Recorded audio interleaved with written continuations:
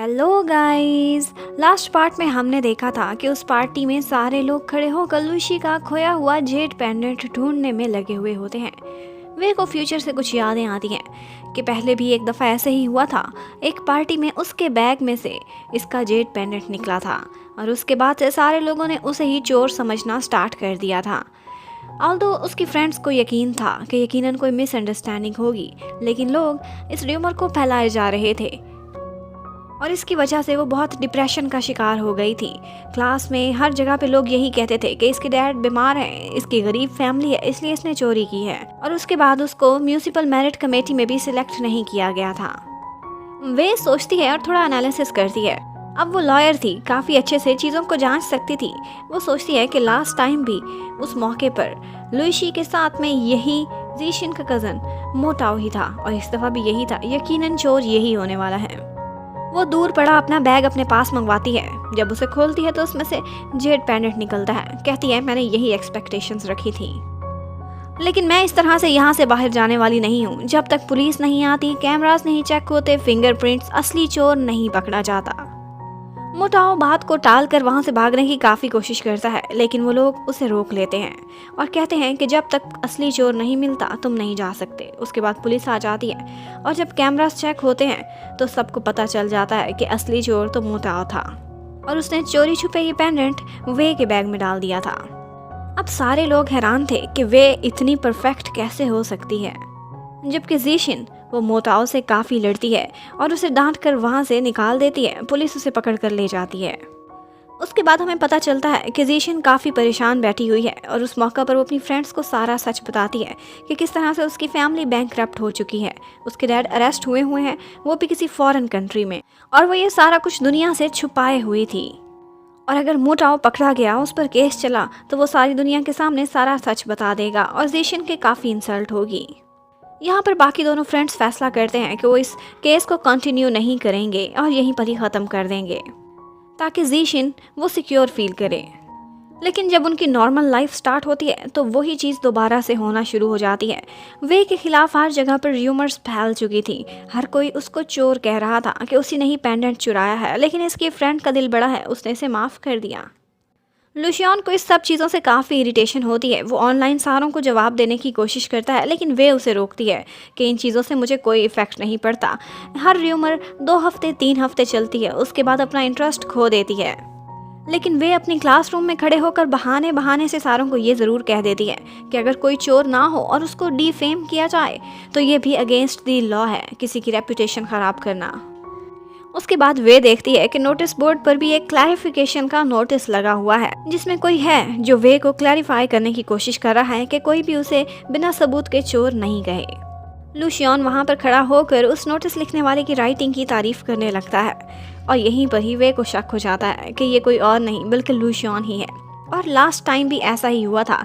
Past में किसी ने क्लैरिफिकेशन लिखी थी बिल्कुल इसी जैसी, और उसके बाद वे उसे प्रिंट निकलवाते हुए भी पकड़ लेती है और कहती है कि मुझे बहुत खुशी है कि तुम मेरे लिए इतना कुछ कर रहे हो, और सोचती है कि ये पहले भी मेरे लिए ऐसे ही केयर किया करता था, खामोशी से चोरी चोरी मेरे कितने काम करता था। जबकि लुइशी और ली चोंग एक दफ़ा कैफ़े में बैठे हुए होते हैं तो वहाँ पर बहुत से लोग इशारों इशारों से वे को चोर कह रहे थे और उस पर उंगली उठा रहे थे। लुइशी ये सब कुछ बर्दाश्त नहीं कर सकती थी। वो उस लड़के को क्लैरिफाई करने की कोशिश करती है। वो नहीं मानता तो उसे मारने उठती है, पर ली चोंग उसे रोक लेता है। पहले तो वो शराफत से उसे अपोलोजाइज करने को कहता है, लेकिन जब वो नहीं मानता तो उन दोनों की फाइट हो जाती है और इसी फाइट के बीच में ली चोंग के ग्लासेस भी टूट जाते हैं। अब ली चोंग को एक मैम बुलाती हैं और उसे कहती हैं कि तुम्हें पता है जिस फाइट में तुम पड़े हो उसके बाद तुम्हें बहुत बड़ा नुकसान होने वाला है, तुम्हारा स्कॉलरशिप खत्म हो सकता है, तुम्हें सारी सोसाइटी से भी निकाला जा सकता है। लेकिन वहाँ पर ली चोंग को बचाने के लिए लुशियन और प्रोफेसर जैंग आ जाते हैं और वो उसकी साइड लेते हैं। कहते हैं कि वो लड़का किसी को डिफेम कर रहा था, उसका कोई नाम भी नहीं ले रहा, और जो हाथापाई कर रहा था उसको आप सामने लेकर आ रहे हैं। क्या ये डबल स्टैंडर्ड नहीं? लुशियन कहता है ओके फाइन, अगर ऐसे ही चलना है तो फिर उस लड़के पर केस चलेगा और इस केस में मैं ली चोंग को बड़े से बड़ा लॉयर भी हायर करके दूंगा। और उसके बाद वो दोनों बॉयज़ बहुत ही कूल स्टाइल में वहाँ से बाहर चले जाते हैं। बाहर आकर वे खड़ी हुई होती है और उसका भाई और सारी डिबेटिंग सोसाइटी सब ने मिलकर वे के लिए बहुत स्पेशल अरेंज किया था। वो सारे लोग पोस्टर्स और बैनर्स लेकर वे को अपनी सपोर्ट शो करते हैं। ये सब देखकर वे बहुत स्पेशल फील करती है। वो इस मुश्किल टाइम में अकेली नहीं थी, बहुत से लोग उसका साथ दे रहे थे। लेकिन उन लोगों ने जो बैनर्स लगाए थे उसको कोई रिपोर्ट कर देता है और प्रोफेसर जैंग वो इतने नाइस होते हैं कि उन मैम को बाहर ही नहीं निकलने देते, उनका डोर लॉक कर देते हैं और कहते हैं ओहो मुझे लगा अंदर कोई नहीं है, और फिर कहते हैं अब तो चाबियां भी खो गई हैं ताकि वो लोग लेट पहुँचे और तब तक वे लोग सारा कुछ क्लियर कर दें। जीशिन जाकर सारे बैनर्स और सब कुछ रिमूव कराती है और उसके बाद लूशॉन और वे को एक बाथरूम में बंद कर देती है कि तुम लोग रंगे हाथों ना पकड़े जाना, मैं मैम को रोकती हूँ। और उसके बाद मैम को वो एक कॉमिक कैरेक्टर बनकर अपनी बातों में लगा देती है और उनको अंदर भी नहीं जाने देती।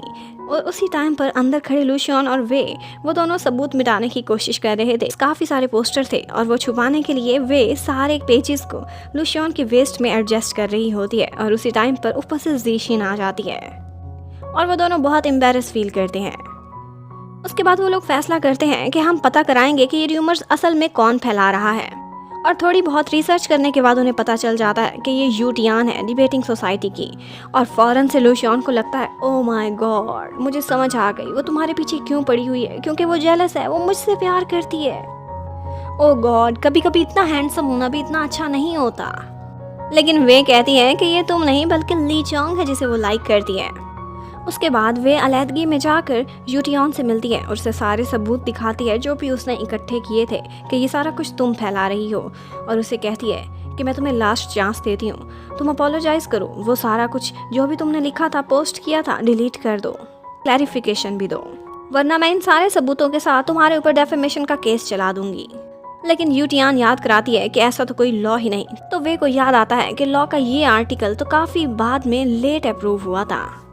उसी टाइम पर जब वो दोनों गर्ल्स बातें कर रही होती हैं तो ली चोंग भी बाहर खड़ा होकर उनकी सारी बातें सुन लेता है और उसे सब पता चल जाता है कि यूटियान कितनी मीन है और वे से जेलस होकर क्या कुछ कर रही है।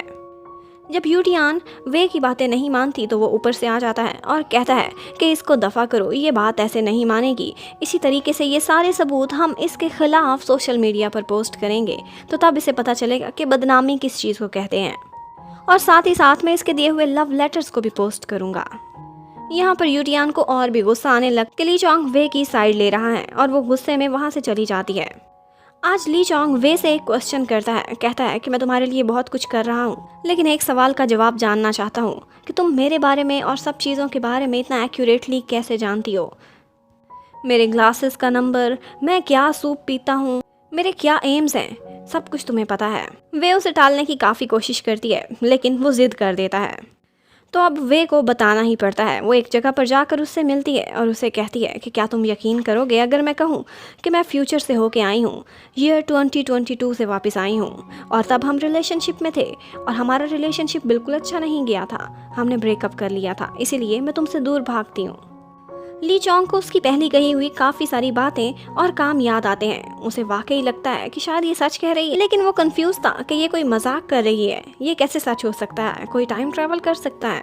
लेकिन वे कहती है कि अगर तुम्हें मेरी बातों पर विश्वास नहीं है तो यही समझना कि मैंने ड्रंक होकर ये सब बोला है, लेकिन ये याद रखो कि ये सब लूशियन के लिए नहीं कर रही मैं, अगर वो ना भी होता तो भी मैं तुम्हें कभी भी चूज़ ना करती।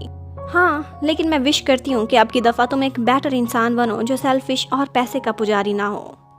उधर जीशिन और लूशियन आपस में डिस्कस करते हैं। उन्होंने एक एनुअल पार्टी में स्पीच देनी थी। वो लोग फैसला करते हैं कि वो वे के लिए एक बड़ा स्टेप लेंगे और अब की दफ़ा ऐसा होता है कि लूशियन उस तकरीर में वो सारा सच बता देता है कि वे को सारे लोग चोर कह रहे हैं, लेकिन हकीकत में ऐसा नहीं है। और जीशिन आती है, सारी दुनिया के सामने अपनी फैमिली की रियलिटी भी कबूल करती है और उसके साथ साथ एक वीडियो भी दिखाती है कि ये सारा कुछ मेरे कज़न मोताओ ने किया था। और वो लोग मिलकर वे को बिल्कुल क्लैरिफाई कर देते हैं। और उसके बाद लूशियन एक स्पीच देने के लिए आता है और सारों को याद दिलाता है कि इस तरह से हम किसी को डिफेम करते हैं, किसी की रेपुटेशन ख़राब करते हैं, और हम लॉ के स्टूडेंट्स हैं, हमें ये सब सूट नहीं करता कि बिना एविडेंस के गलत बातों को आगे फैलाएं। और वो कहता है कि पहले मेरा एम था कि मैं एक जज बनूं, लेकिन आज मैंने फैसला किया है कि मैं अब एक लॉयर बनूंगा। और उसकी ये बात उनके क्लास टीचर को बिल्कुल भी पसंद नहीं आती। वो बाद में लूशियन से काफ़ी झगड़ा करते हैं, कहते हैं कि तुम किसी लड़की के लिए अपना एम बदल रहे हो, बहुत गलत करने वाले हो। लेकिन लुशियन कहता है कि आप विटनेस रहना, मैं अपना कैरियर और लव दोनों में सक्सेसफुल रहूँगा। और उसके बाद वो वे के पास आता है और उससे कहता है कि तुमने मेरे साथ रिलेशनशिप कॉन्ट्रैक्ट साइन किया था, अभी और भी बहुत सारे साइंस हमें इकट्ठे करने हैं, मैरिज सर्टिफिकेट पर, हमारे इकट्ठे हाउस पर, और तो और मेरे बच्चों के होमवर्क पर भी तुमने साइन करने हैं। जबकि लुइसी को दिखाते हैं वो एक बड़ा स्टेप लेती है और उसको म्यूज़िक में इंटरेस्ट था, वो लॉ के साथ साथ म्यूज़िक को अपना सेकंड मेजर सिलेक्ट कर लेती है। उसके बाद हमें पता चलता है कि आज वे की बर्थडे है और लुशियन उसको एक स्पेशल जगह पर ले जाता है, उसी एलसीडी के पास जहाँ पर उसने वे के लिए पोएट्री की हुई थी, लास्ट टाइम उसे नहीं दिखा पाया था। ये सब देखकर वे बहुत खुश हो जाती है और कहती है कि ये तो मैं साथ नहीं ले जा सकती, मुझे कोई और भी गिफ्ट चाहिए। और फिर लुशियन उसे एक स्पेशल सा स्काई व्हील देता है जो बहुत स्पार्कलिंग था और कहता है कि ये और मैं दोनों तुम्हारी लाइफ में लाइट लेकर आएंगे। उसके बाद वो उसे अपने घर पर लेकर जाता है और यहाँ पर हमें पता चलता है कि वे ने जो डॉग वहाँ पर जीता था वो अब लुशियन ने अपने साथ रखा हुआ है। वो उसके लिए स्पेशल था क्योंकि वे ने जो जीता था और वो रोज़ के रोज़ एलर्जी टैबलेट्स भी लिया करता था। वे सोचती है कि अब मैं इमेजिन भी नहीं कर सकती कि ये बॉस मेरा बॉयफ्रेंड बन गया है और मैं इसे इतना प्यार करने लगी हूँ। अब वो दोनों वहाँ पर काफ़ी मजाक करते हैं और शरारतें करते हैं, क्वालिटी टाइम स्पेंड करते हैं। इतने में ऊपर से लुशियन के मॉम डैड अचानक से आ जाते हैं, तो वो दोनों काफ़ी ऑकवर्ड फील करते हैं और कहते हैं कि हम तो जुडिशियल एग्ज़ाम्स की तैयारी कर रहे थे, वे मुझे पढ़ाने के लिए आई है। मॉम डैड अपने बेटे की गर्लफ्रेंड को देखकर काफ़ी खुश हो जाते हैं, लेकिन यहाँ पर उनकी फ़ाइट स्टार्ट हो जाती है, दोनों ही लड़ने लगते हैं। मॉम चाहती थी कि मेरा पोता डॉक्टर बने, जबकि डैड चाहते थे कि मेरा पोता मेरी तरह से लॉयर या जज ही बने। और इस सब के बीच में वे काफ़ी ऑकवर्ड फील करती है और उसके थोड़ी देर बाद ही मॉम डैड वहाँ से चले जाते हैं। कहते हैं कि तुम दोनों अपने जुडिशियल एग्जाम्स की स्टडी कंटिन्यू करो, अब की बार हम जा रहे हैं तो सरप्राइज अटैक नहीं करेंगे। उसके बाद लुशियन वे को अपने बेडरूम में लेकर जाता है, वो लोग एक किस करते हैं। उसके बाद लुशियन कहता है कि तुम यहाँ सो मज़े से, मैं जाकर स्टडी रूम में सोऊंगा, और वो वहाँ से चला जाता है। और यहीं पर ये पार्ट ख़त्म होता है। Thank you for watching, stay connected, bye bye.